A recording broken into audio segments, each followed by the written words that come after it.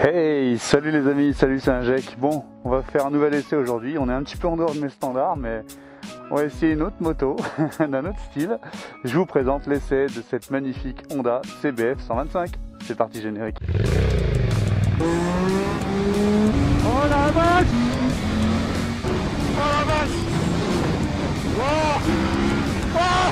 Les tubes sont beaucoup plus petits. Tu vois, c'est super large. Moi, je suis ministre des Transports. J'interdis une machine comme ça.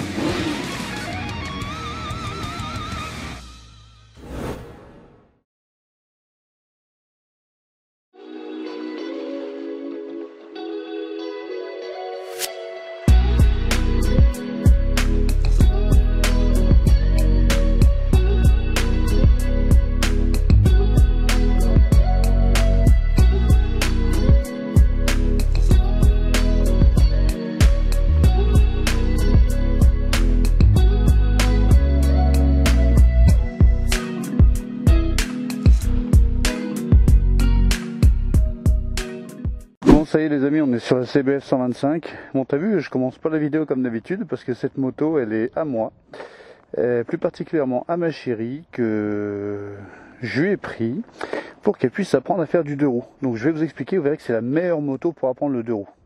Tout de suite, je profite d'être à l'arrêt, je vous montre les pieds. Regarde, j'ai les deux pieds à plat par terre, je fais 1m76, c'est impeccable. C'est une selle qui est pas très haute, je vous mets la spec maintenant et je vous propose d'y aller. C'est parti, hop, on démarre. Ça fait pas de bruit, échappement d'origine. Allez, c'est parti. Alors cet essai va principalement se passer en ville, puisque c'est une moto qui est pas mal destinée pour la ville. Donc je trouvais que c'était plus cohérent de faire cet essai en ville. Qu'est-ce que c'est que cette moto? Donc il s'agit d'un roadster citadin de chez Honda. Donc la CBF 125, c'est vraiment l'entrée de gamme 125 chez Honda. Cette moto est de 2009, donc c'est une gamme qui existait de 2008 à 2014 à peu près, celle-là. On est sur un monocylindre 125 cm3 d'une puissance de 11 chevaux, ce qui n'est pas beaucoup, et d'un couple de 1,24 m/kg, ce qui n'est pas beaucoup non plus. C'est une moto qui est équipée d'un réservoir de 14 litres, qui a une consommation assez faible. Et tenez-vous bien, cette moto avec un plein peut faire au moins, hop, on va freiner. Cette moto peut faire au moins 400 km, vous avez entendu? 400 km, c'est un truc de fou, ça bouffe rien du tout. Inutile de vous dire que c'est du Honda, c'est du fiable, qu'il n'y a pas d'électronique si ce n'est le fait que c'est une moto à injection. Franchement, c'est pas des motos en merde. Donc j'ai pris ça parce que c'était une moto qui était pas trop grosse, pas trop petite non plus. Hein. Je voulais pas prendre un, comment on appelle ça, un Benelli TNT 125 ou un truc comme ça, parce que c'est vraiment trop petit. C'est léger, ça fait 130 kg. Devant, tu as un pneu de 80, je crois, ou 90. En 17, et derrière tu as un pneu de 100, c'est vraiment super étroit, donc c'est vraiment un truc qui se conduit comme un vélo. Et la bonne nouvelle, c'est qu'une moto comme ça vaut pas cher du tout, ça vaut moins cher qu'un vélo d'ailleurs. Au lieu de vous faire chier à prendre des vélos électriques, prenez un machin comme ça, vous en trouvez entre allez, 700 € et 1400 €, voilà. Un exemplaire propre c'est plutôt entre 1200 et 1400 €, un exemplaire nickel comme celui-là. Donc vous voyez, c'est hyper discret au niveau sonorité, on l'entend quasiment pas. C'est super agréable. Moi qui mets toujours des pots d'échappement sur les motos, ben celle-là, elle serait à moi la moto, j'en mettrais même pas, tellement c'est agréable de rouler par ces petits volumes sonores. Bon, par contre, on va pas se le cacher, niveau performance, c'est pas fou. On va essayer de faire un 0 à 100 tout à l'heure. Vous verrez que c'est très compliqué, sachant que la vitesse de pointe de cette moto est donnée pour 110. Et que moi je l'ai déjà amené à 118 compteurs dans une descente. C'est vraiment pas fou, hein. Hop, on va en profiter pour passer par là. Alors tu sais, le fait d'avoir des pneus super étroits, tu regardes, ça rame déjà, là, ça monte vachement, hein. Le fait d'avoir des pneus super étroits, ça te donne une super agilité. La moto se comporte vraiment comme un vélo, tu vois. Et quand je suis allé la chercher et que je l'ai ramenée à la maison, la première fois ça m'a fait super peur parce que si à peine tu fais ça, tu wouhou, tu vois, tu vas tomber.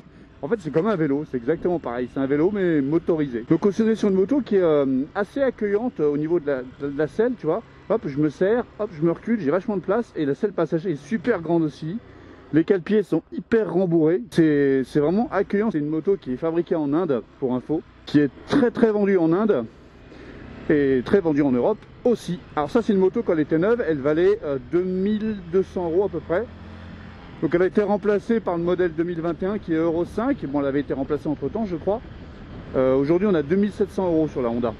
Donc s'il reste vraiment du premier prix. Après, vous avez tout le minimum nécessaire. Vous avez un indicateur de vitesse, vous avez une jauge à essence. J'ai jamais mis d'essence dans ma moto depuis que je l'ai, jamais. Je suis allé chercher, elle avait là les 3/4 du plein. J'ai jamais remis d'essence, c'est assez affolant. C'est tout, hein, vous avez un voyant neutre, un voyant moteur et un voyant plein phare et un voyant clignotant. Et c'est tout ce que vous avez sur cette bécane et c'est tout ce qu'on lui demande. Niveau freinage, on est sur un simple disque à l'avant avec un étrier simple piston et à l'arrière, on est sur un tambour. Mais étonnamment, ce petit tambour arrière, il freine super bien. La fourche est une fourche télescopique non inversée d'un diamètre de 30 mm. Donc c'est vraiment, tu vois, ça fait baguette chinoise, tu vois, c'est vraiment petit. Et quand tu freines, c'est vrai que tu as un méga transfert de masse. Ça fait vraiment le cheval quoi quand tu freines. C'est vraiment pas sportif du tout. Hein. Mais bon, comme tu vois, ça roule bien. Ça se conduit vraiment comme un vélo. Hein. Alors on va essayer de se trouver un petit bout de droit pour pouvoir vous faire une petite accélération. Vous allez voir, c'est assez étonnant. Moi quand je l'ai prise, je me suis dit ok, je roule avec un XSR 900. Je sais que c'est un 125 que ça va pas avancer. Mais je m'attendais pas à ce que ça avance si peu en fait. C'est vraiment, il se passe rien. Je peux te dire, je me suis même fait gratter la dernière fois par un, comment ça s'appelle, par un 50 cm3 en 2 temps, c'est pas te dire. Donc c'est vraiment mou. Bon là je suis déjà en 5ème, c'est une boîte 5 vitesses, je suis à un petit peu plus de 70, on va se mettre un petit 80, voilà, il y va tranquillement, 80, donc tu vois on est aux allures légales, hein. Je veux dire, c'est vrai que c'est une moto qui est particulièrement destinée à la ville, mais regarde, tu peux aller faire comme moi, chercher le pain de temps en temps avec, tu peux te balader, aller à droite, à gauche chez des copains, enfin tu peux tout faire avec ce bécane. Tu peux faire un petit peu de chemin aussi, elle n'a pas beaucoup de débattement, mais elle est toute souple en suspension, elle a un peu de garde-sol, ça passe super bien. Presque j'aurais envie d'aller bosser avec moi, tellement ça consomme pas, tellement c'est confortable, tellement c'est basique. Mais bon, je pense que pour tous les jours, des déplacements, etc., tu es un peu plus en sécurité quand tu as, comment dire, quand tu as un minimum d'allonge moteur, un minimum d'accélération. Là, c'est vraiment limite pour s'insérer. Je vous conseille pas l'autoroute hein, parce que la moindre côte vous retombez à 70, donc c'est même pas la peine. Mais bon, sur la petite départementale, comme ça va, ça le fait. Regarde, je fais un petit peu plus que 80, 85. Impeccable, ça roule. Bon allez, on va se garer. Hop. Bon, le freinage c'est pas ouf, hein. C'est un freinage de between là-dessus. Hein. C'est vraiment pas dingue. Ok, je suis au point mort. Personne derrière. Attention, je vais faire un démarrage canon. Hein. J'en ai jamais fait avec ce bécane. Personne, c'est bon?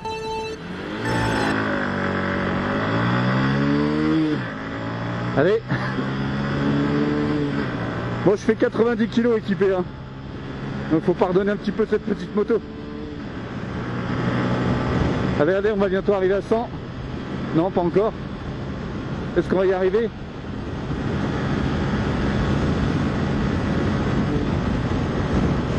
Allez, 100. Il y avait une petite pente sur la fin qui m'a aidé un petit peu. Allez, on va en profiter pour faire un petit VMAX là. Oh, c'est difficile, ça descend légèrement. On a une descente un peu plus prononcée juste après, on va pouvoir voir. Attention les amis, ça dépote. Ceci dit, je me vois pas rouler à 150 avec un machin comme ça. Allez, c'est plus ou moins stable, hein. Mais je lâcherai pas les mains, je te le dis moi. Ouais, tu vois, tu tiens le sang, à fond quoi. Hop, je redescends tranquillement, une allure un peu plus, on va dire, admissible pour ce petit monocylindre. Et bah, à 80-90, on a des vibrations, mais pas tant que ça. Les cale-pieds sont épais, il y a ça de caoutchouc dessus, franchement c'est super épais. Donc c'est vraiment le truc qui a été prévu pour le confort, pour l'utilitaire, etc. Et franchement c'est tranquille. Hein. Je freine un petit peu, freinage de trappeur. Il n'y a pas d'ABS hein, sur la version 2009, pardon. Donc au niveau protection vent c'est nul, mais de toute façon il n'y a pas souvent qu'on rencontre le vent sur cette moto. Cette moto existait en rouge, en blanche et en noir. Il y a eu une version grise à un moment donné, mais on en voit assez peu. Et bon bah rouge c'est très bien, hein, parce que rouge de toute façon c'est des couleurs de chez Honda, donc moi ça me va très bien. Ah tu vois là je réaccélère là. Et faut que ça reparte. Hein. Donc pourquoi j'ai acheté cette moto? J'ai acheté cette moto pour apprendre à madame à faire de la moto. Et figurez-vous qu'au bout de 2-3 essais elle se démerde pas trop mal. C'est une moto qui est souple, c'est une moto qui est fiable, c'est une moto qui ne fait pas peur par son gabarit, qui ne fait pas peur par sa puissance. C'est franchement hyper abordable en conduite. Et ben moi je peux que la conseiller à ceux qui veulent se lancer dans le 125. C'est sûr c'est pas la plus jolie, c'est pas la plus performante, c'est pas la plus efficace. mais putain ça vaut 1000 balles d'occasion quoi, donc bah, lance-toi. Et c'est d'autant mieux quand tu n'as vraiment aucune expérience en deux roues. Les pneus d'origine, alors faites super attention si vous en achetez une, les pneus d'origine c'est du bois, c'est des pneus chinois. Comme ça bouffe rien en pneus, et bah souvent quand vous achetez d'occasion, les motos elles ont encore les pneus d'origine, même à 15 000, 20 000 km elles ont encore les pneus d'origine. Donc faites super attention à ça. Moi je suis en Bridgestone, il venait d'être changé quand j'ai acheté la moto. Tu regardes, ça se penche vraiment. Je se gâche, je suis quand même à 90 moi, avec mon truc là. Ouais, le pneu, très important le pneu, faites super gaffe. Le freinage il est pas super mordant hein. Bon après moi elle mérite peut-être un petit niveau de liquide à mettre à jour, mais c'est pas ce qui est le plus performant. Hop, tu vois, le point mort. Et franchement les boîtes Honda c'est vraiment du beurre de chez beurre, tu sens, oh, c'est trop top. Regarde, ça fait pas de bruit, c'est un truc de fou.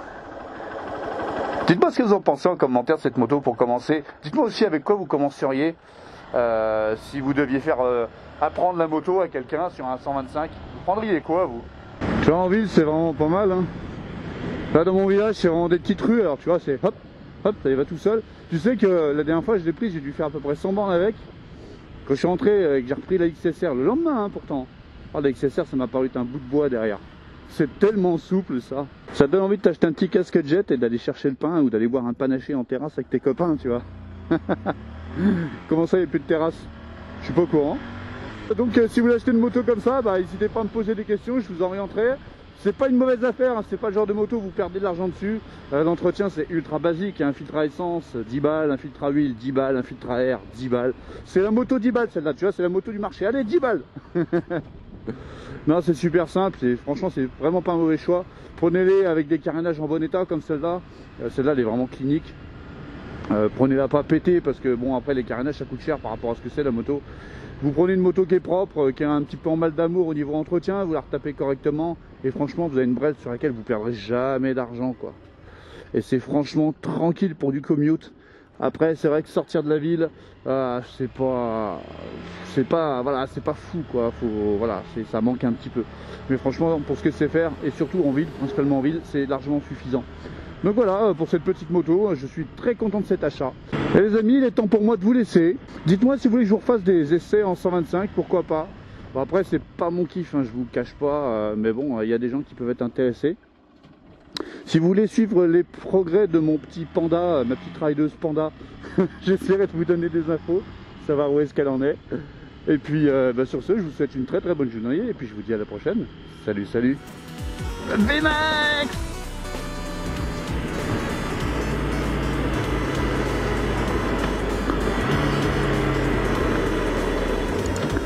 Ah ouais, c'est passé.